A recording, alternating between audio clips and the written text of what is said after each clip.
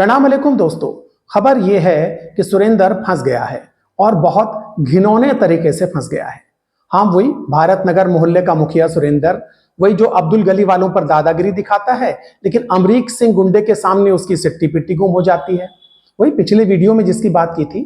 तो खबर यह है कि सुरेंद्र मुखिया का नाम बहुत गंदे घिनौने दलाल के साथ आ रहा है, और सिर्फ नाम ही नहीं आ रहा है, बहुत कुछ सामने आ रहा है।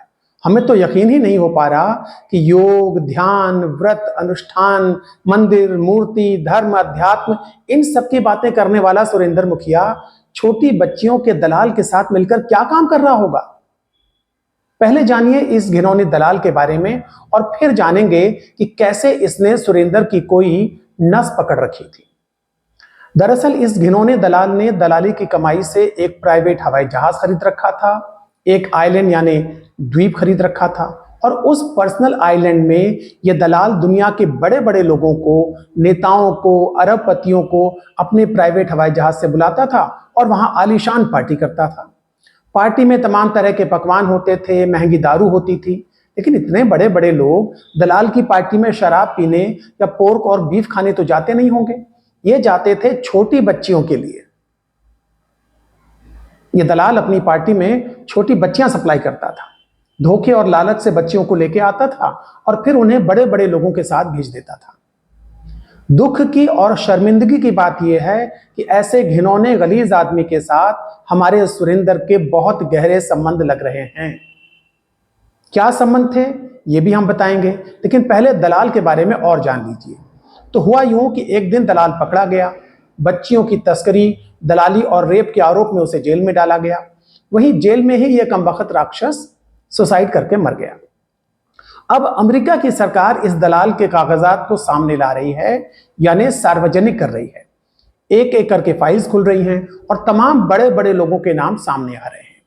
ऐसी कुछ फाइल्स में अपने सुरेंद्र मुखिया का नाम भी सामने आया है।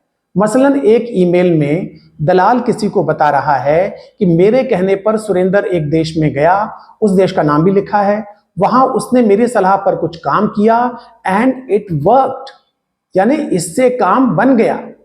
अब आप बताइए कौन सा काम बन गया? दलाल सुरेंद्र के जरिए क्या करवाना चाहता था? सुरेंद्र दलाल के कहने पर उस देश में क्यों गया? सुरेंद्र दलाल का कहना क्यों मान रहा था? उसकी कौन सी मजबूरी थी? कहीं दलाल सुरेंद्र को ब्लैकमेल तो नहीं कर रहा था? किस बात पर ब्लैकमेल कर रहा होगा, ये आपको सोचना है।